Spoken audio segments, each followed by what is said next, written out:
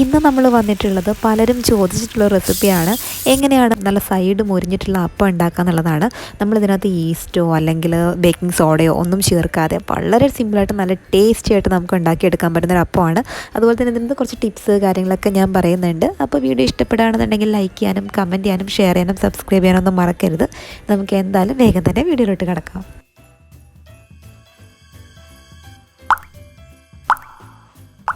നമ്മുടെ ഈ ഒരു അപ്പം റെഡിയാക്കാനായിട്ട് ഞാനിവിടെ എടുത്തിരിക്കുന്നത് പച്ചരിയാണ്.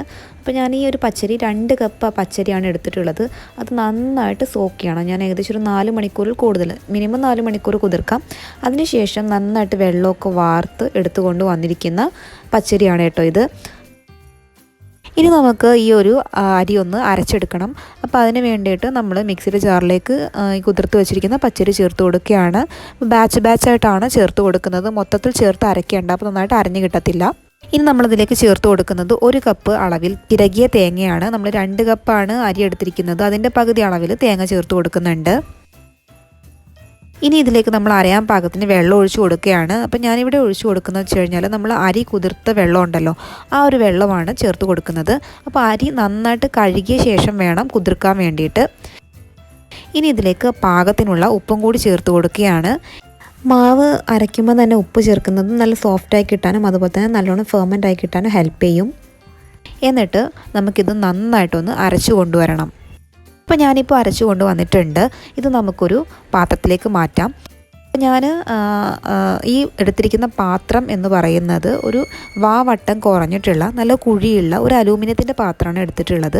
ഇങ്ങനത്തെ പാത്രങ്ങൾ എടുക്കുമ്പോൾ കൂടുതൽ പെട്ടെന്ന് തന്നെ ഫെർമെൻ്റ് ആയി കിട്ടും.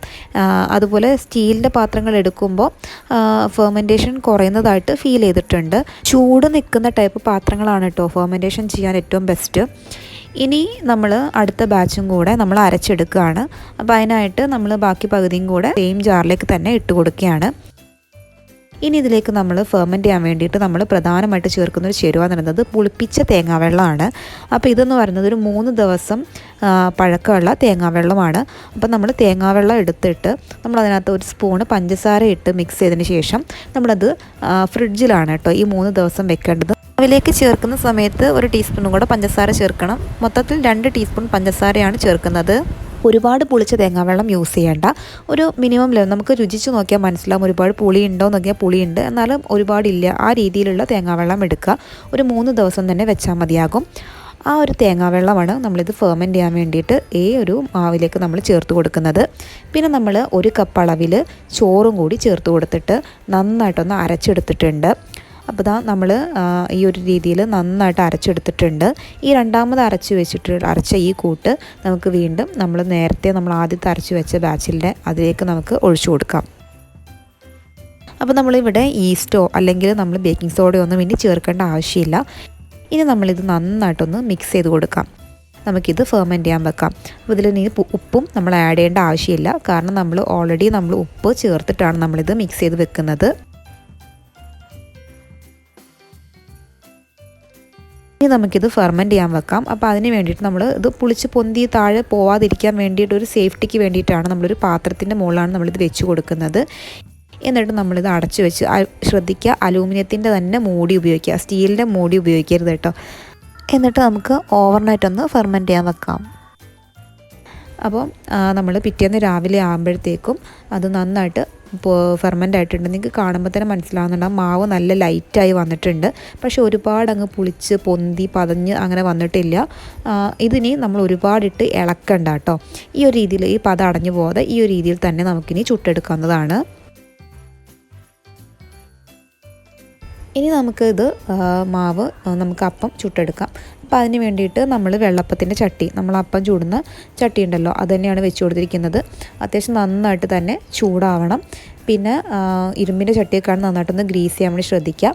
അതിലേക്ക് നമ്മൾ പാകത്തിനുള്ള മാവ് നമുക്ക് ഒഴിച്ചു കൊടുക്കാം. ഞാനിപ്പോൾ 3 തവിയാണ് ഒഴിച്ചു കൊടുത്തിരിക്കുന്നത്. ചെറിയ തവിയായതുകൊണ്ടാണ് 2 തവി മതിയാകും. വലിയ തവിയൊക്കെ ആണെങ്കിൽ ഒന്ന് ചെറുതായിട്ടൊന്ന് ചുറ്റിച്ചു കൊടുക്കുക.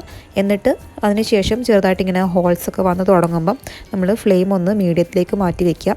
എന്നിട്ട് അടച്ചു വയ്ക്കുക. മീഡിയം ഫ്ലെയിമിൽ അടച്ചു വയ്ക്കുക. 2 സെക്കൻഡൊക്കെ അടച്ചു വെച്ചാൽ മതിയാകും. അപ്പോഴത്തേക്കും തന്നെ നമ്മുടെ അപ്പം റെഡിയായി വന്നിട്ടുണ്ട്. അപ്പോൾ ഞാൻ വേഗം തന്നെ എടുത്തിട്ടുണ്ട്, കാരണം സൈഡ് മുരിഞ്ഞ് വരുന്നുണ്ട്. അപ്പോൾ ഇങ്ങനെ നിങ്ങൾക്ക് കാണുമ്പോൾ തന്നെ മനസ്സിലാകുന്നുണ്ടാകും നല്ലൊരു അടിപൊളി അപ്പം തന്നെയാണ്. ഈ ഒരു രീതിയിൽ താല്പര്യമുള്ളവർക്ക് ഇങ്ങനെ എടുക്കാം. കണ്ടില്ലേ, നല്ല സോഫ്റ്റ് ആയിട്ടുള്ളൊരു അപ്പമാണ്. ഇനി നമുക്ക് അടുത്തതും നമുക്ക് ചുട്ടെടുക്കാവുന്നതാണ്. അപ്പോൾ നിങ്ങൾ കുറച്ച് നേരം കൂടി വെക്കുമ്പം എന്താ പറയുക, അത് നല്ല മുരിഞ്ഞ് നിങ്ങൾക്ക് കിട്ടുന്നതാണ് കേട്ടോ. അപ്പോൾ ഈ ഒരു രീതിയിൽ തന്നെ ബാറ്റർ തയ്യാറാക്കി നോക്കുക. ഇങ്ങനെ ചെയ്താൽ നിങ്ങൾക്ക് നല്ല രീതിയിൽ മുരിഞ്ഞിട്ടുള്ള അപ്പം കിട്ടത്തുള്ളൂ. അപ്പോൾ ഇതാ കണ്ടില്ലേ, ഇത് ഞാൻ കുറച്ച് നേരം കൂടി വെച്ചിട്ടുള്ളതാണ്. കുറച്ച് നേരം ഒരുപാട് വെക്കേണ്ട, കുറച്ച് നേരം ഒന്ന് വെച്ചാൽ മതി. അപ്പോഴത്തേക്കും തന്നെ നന്നായിട്ട് മുരിഞ്ഞ് വന്നിട്ടുണ്ട്. നല്ല ക്രിസ്പി ആയിട്ടുള്ളൊരു സൈഡൊക്കെ നല്ല മുരുമുരാന്നിരിക്കുന്ന അപ്പമാണ്. ഇത് ചൂടോട് കൂടി കഴിക്കാൻ ഭയങ്കര ടേസ്റ്റാണ്. അപ്പോൾ ഈ രീതിയിൽ ഇഷ്ടമുള്ളവർക്ക് ഇങ്ങനെ ചെയ്യാം. ഒരുപാട് പേര് ചോദിച്ചിരുന്നു എങ്ങനെയാണ് സൈഡ് മുരിഞ്ഞ അപ്പം ഉണ്ടാക്കുക എന്നുള്ളത്. നമ്മൾ സാധാരണ ഈസ്റ്റൊക്കെ വെച്ചിട്ട് ഉണ്ടാക്കുന്ന അപ്പത്തിന് ഒരു വൈറ്റിഷ് കളറായിരിക്കുമല്ലോ, നമ്മൾ പാലപ്പം എന്നൊക്കെ പറയുന്ന ആ അപ്പം ഒരു വൈറ്റ് കളറായിരിക്കും. നമ്മൾ വെച്ച് കഴിഞ്ഞാലും അതിൻ്റെ സൈഡ് ഒരു മുരുമുരുത്ത് വരത്തില്ല. ഈ ഒരു രീതിയിൽ ചെയ്ത് കഴിഞ്ഞാൽ തീർച്ചയായിട്ടും നിങ്ങൾക്ക് നല്ലൊരു അപ്പം കിട്ടും. അതുപോലെ തന്നെ ഈസ്റ്റ് ചേർത്ത് ഉണ്ടാക്കുന്ന അപ്പത്തിനേക്കാൾ സ്വാദാണ് കേട്ടോ ഈ ഒരു അപ്പത്തിന്. ഭയങ്കര ഒരു ടേസ്റ്റാണ്. മറ്റേത് ഈസ്റ്റിൻ്റെ ആ ഒരു ടേസ്റ്റ് കുറച്ചൊരു മുന്നിട്ട് നിൽക്കുന്ന പോലെ ഫീൽ ഉണ്ടാവില്ലേ, ഇതങ്ങനെയൊന്നുമില്ല കേട്ടോ. അപ്പോൾ അതാ ഞാൻ എല്ലാം ഇതുപോലെ തന്നെ ചുട്ടെടുക്കുകയാണ്. അപ്പോൾ നിങ്ങൾ ഒരു തവണയെങ്കിലും ഇതുപോലെ ട്രൈ ചെയ്താത്തരാണെന്നുണ്ടെങ്കിൽ ഒന്ന് ട്രൈ ചെയ്ത് നോക്കിയിട്ട് ഫീഡ്ബാക്ക് അറിയിക്കാൻ മറക്കരുത്. പിന്നെ അതുപോലെ തന്നെ വേറൊരു കാര്യം പറയാനുള്ളത്, ഇത് നമ്മൾ തേങ്ങാവെള്ളം ഉപയോഗിച്ച് ഉണ്ടാക്കിയ അപ്പം ആയതുകൊണ്ട് തന്നെ ബാറ്റർ നമ്മൾ അപ്പം തന്നെ യൂസ് ചെയ്യുക. നിങ്ങൾ ഫ്രിഡ്ജിൽ എടുത്ത് വെച്ച് ഉപയോഗിക്കാൻ നിൽക്കരുത്, കാരണം തേങ്ങാവെള്ളം പുളിച്ചു പോകും കേട്ടോ, പെട്ടെന്ന് പുളിക്കുന്നതാണ്. അപ്പോൾ അതുകൊണ്ട് തന്നെ മാവ് പുളിച്ചു പോകും കേട്ടോ. അന്ന് ഉണ്ടാക്കുക, അന്ന് തന്നെ കഴിക്കുക, അതായിരിക്കും ഏറ്റവും ബെസ്റ്റ്. നിങ്ങൾ വെച്ച് യൂസ് ചെയ്യരുത്, ഭയങ്കരമായിട്ട് പുളിച്ചു പോകും കേട്ടോ പിറ്റേന്ന്. അപ്പോൾ അതുകൊണ്ട് അതൊന്ന് ശ്രദ്ധിക്കുക. പിന്നെ പഞ്ചസാര ചേർത്തതുകൊണ്ട് മധുരം ഉണ്ടാവും എന്നുള്ള ഡൗട്ട് ഉണ്ടാകും. നമ്മൾ ആകെ ചേർക്കുന്നത് 2 ടീസ്പൂൺ പഞ്ചസാരയാണ്. അതുകൊണ്ട് തന്നെ മധുരം ഉണ്ടെന്നുള്ളൊരു ഫീലിംഗ് നമുക്ക് ഉണ്ടാവുന്നില്ല.